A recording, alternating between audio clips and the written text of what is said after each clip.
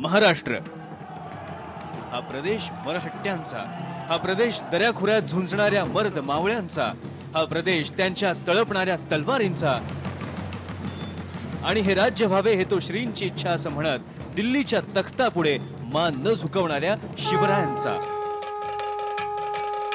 शिवराय ज्या 4 अक्षरांनी मराठी मुलखात स्फुल्लिंग चेततं, ज्यांच्या एका स्मरणानं मराठी मनांचे गाभारे अस्मितेच्या लाखो ज्योतींनी उजळून निघतात.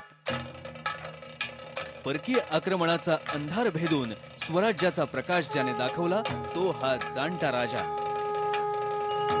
म्हणूनच आम्ही ठरवलं महाराष्ट्राच्या सुवर्ण महोत्सवी वर्षातली ही दिवाळी त्याच्या तेजोमय इतिहास वाटांवर चालून साजरी करायची. पहिला मुक्काम किल्ले पन्हाळगडावर. या वाटांवरचं हे ठिकाण पहिलं शिवा काशीदचं.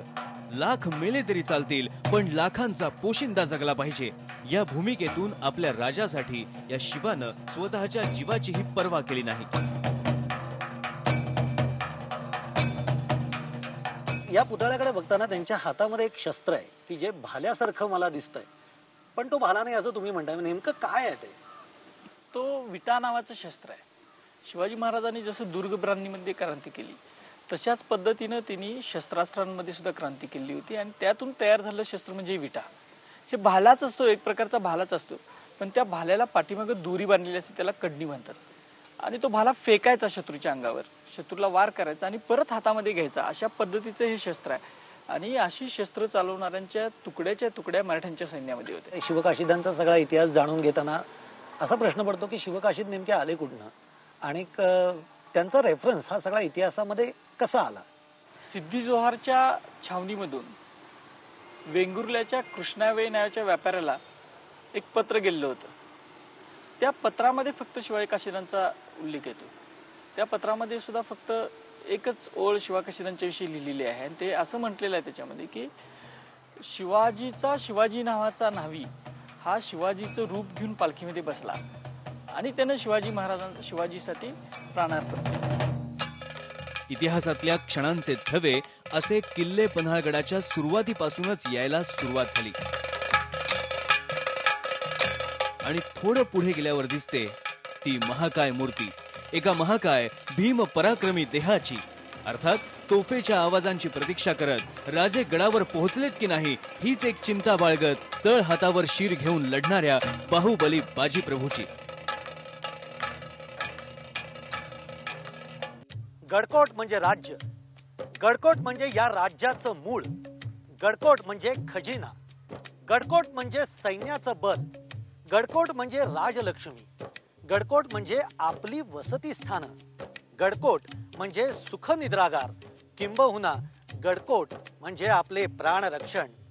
छत्रपती शिवाजी महाराजांची या गडांकडे किल्ल्यांकडे बघण्याची दृष्टी किती विशाल होती ही त्यांच्या याच आज्ञापत्रावरून आपल्याला कळते. खरं तर हे किल्ले हे गड म्हणजे महाराष्ट्राला लाभलेलं एक वैभव आहे, तो एक अमूल्य ठेवा आहे. कोल्हापूर शहराच्या वायव्य दिशेला 21 किलोमीटर अंतरावर पन्हाळगड दिमाखात उभा आहे. गडाचा विस्तार खूपच मोठा, इतका की तालुक्याचं गावच गडावर वसलेलं आहे. पन्हाळगडावर असणारी तालुक्याची गावं, तिथली घरांची रचना, हिरव्यागार शालीनं आच्छादलेला गडाचा परिसर आपलं मन मोहून टाकतो. डोंगरांवर किल्ले बांधण्याची कल्पना कशी सुचली असावी याचं कुतूहल सुद्धा जागं होतं. महाराष्ट्रामध्ये गडांचे किती प्रकार आहेत? असे गडांचे प्रकार तसे 16 आहेत, पण त्यातले प्रमुख प्रकार 4. पहिला म्हणजे गिरिदुर्ग, आपला जसा हा पन्हाळगड आहे तो गिरिदुर्ग म्हणतात त्याला. दुसरा येतोय भुईकोट किल्ला, कोट म्हणतात त्याला, जो प्लेन जमिनीवर असतो तो. तिसरा प्रमुख प्रकार आहे म्हणजे जंजिऱ्याचा किल्ला. जंजिरा म्हणजे जो समुद्रामध्ये असतो तो, पाण्याने वेष्टलेला, सिंधुदुर्ग सारखा किल्ला. आणि चौथा प्रकार आहे तो वनदुर्ग म्हणून असतात, म्हणजे ज्या किल्ल्याच्या भोवतीनं मैलोन मैल जंगल असतं तो प्रकार म्हणजे वनदुर्ग. वनदुर्गाचं असं कोणतं एक्झाम्पल तुम्ही देऊ शकता? तसं बघायला जावळी हे वनदुर्गाचं खूप चांगलं उदाहरण होतं, ते शिवपूर्व कालामध्ये. आणि तसा वासोट्याचा किल्ला सुद्धा आहे, ओके. व्याघ्रगड. गडांवर किल्ले बांधण्यामागचं काय प्रयोजन आहे, काय त्याची भौगोलिक कारण आहे? सगळे जे सह्याद्रीच्या घाटमाथ्यावरचे जे किल्ले आहेत ते सगळे किल्ले हे कोकणातून देशावर येणाऱ्या ज्या घाटवाटा होत्या त्या घाटवाटांवर नियंत्रण करण्यासाठी बांधलेले आहेत. म्हणजे उदाहरणार्थ घ्यायचं झालं तर नाणे घाट जो आहे त्याच्यावर रक्षण करण्यासाठी जीवधन आणि शिवनेरीची निर्मिती झाली. आणि हा जो पन्हाळा आहे आपला, त्या पन्हाळगडाची निर्मिती ही कोकणातून येणाऱ्या आंबा घाट, काजिरडा घाट आणि अनुस्कुरा घाटावर नियंत्रण ठेवण्यासाठी, त्याच्या वचक ठेवण्यासाठी हा पन्हाळगड निर्माण झाला. पन्हाळगडाला खूप प्राचीन इतिहास आहे. पूर्वीच्या काळी ब्रह्मगिरी, पन्नगालय, परशराश्रम, पराशरगड, पद्मालय, पणाल पर्वत आणि पनालगड अशी अनेक नावं प्रचलित होती. या गडाची रचना सातवाहन काळापासून झाली असावी. राष्ट्रपूत, चालुक्य, शिलाहार, यादव या घराण्यांनी गडावर राज्य केलं. शिलाहार घराण्यातील राजा भोज याला पन्हाळ दुर्गची तटबंदी बांधण्याचं श्रेय दिलं जातं.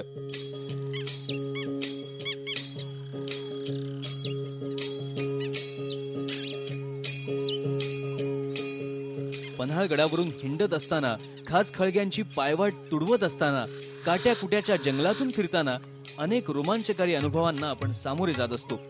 तेवढ्यात आपल्या समोर येतो एक प्राचीन भुयारी मार्ग. वास्तुकलेचा एक वेगळाच नमुना. शत्रूला चकवा देण्यासाठी अशा भुयारी मार्गांचा वापर केला जायचा. पन्हाळगडला जायला आपण अगदी आरामात गाडीने सुद्धा जाऊ शकतो, पण आम्ही मुद्दामून ठरवलं की चालत जायचं. आणि त्यातून सगळेजण ज्या वाटेने जातात त्या वाटेने आम्ही गेलोच नाही. एक भुयारी मार्ग आहे. खरं तर खूप कमी गडांवर असे भुयारी मार्ग आहेत. आम्ही आता ज्या भुयारी मार्गाने चाललोय त्या भुयारी मार्गाचं वैशिष्ट्य म्हणजे तो पन्हाळगडावर डायरेक्ट निघतो. हे भुयारी मार्ग का बांधले? ज्यावेळी पन्हाळगडावर जेव्हा औरंगजेबाचा वेढा पडलेला होता 1700 साली, तेव्हा आपलं मराठा सैनिक हे या भुयारी मार्गाचा वापर करत आणि शत्रूवर छापा टाकत असत. चला. पन्हाळगडाला प्राचीन इतिहास आहे याची साक्ष आपल्याला पटते ती म्हणजे गडाची अवघड वाट चढून आपण जेव्हा पराशर ऋषींच्या गुहेपाशी येतो तेव्हा. पराशर ऋषींनी याच गुहेमध्ये बसून तपसाधना केल्याचे संदर्भ आजही उपलब्ध आहेत. पराशर ऋषींच्या आधी तिथे नाग लोकांची वस्ती होती. पन्हाळ नावाचा संदर्भ असा येतो की ज्या वेळेला पराशर ऋषी या ठिकाणी आले त्याच्या अगोदरपासून या ठिकाणी नाग लोकांची वस्ती होती आणि त्याला पन्नग आलय म्हणायचे. पन्नग म्हणजे नाग आणि आलय म्हणजे त्यांचं घर, आणि त्याच्यावरूनच पन्हाळा हे नाव पडलं असावं असं वाटतं. आणि हा बंदिस्त झरा, याला नागझरी असं म्हणतात. इथलं पाणी उन्हाळ्यातही आटत नाही. या पाण्यामध्ये लोह आणि खनिज असल्यामुळे हे औषधी समजलं जातं.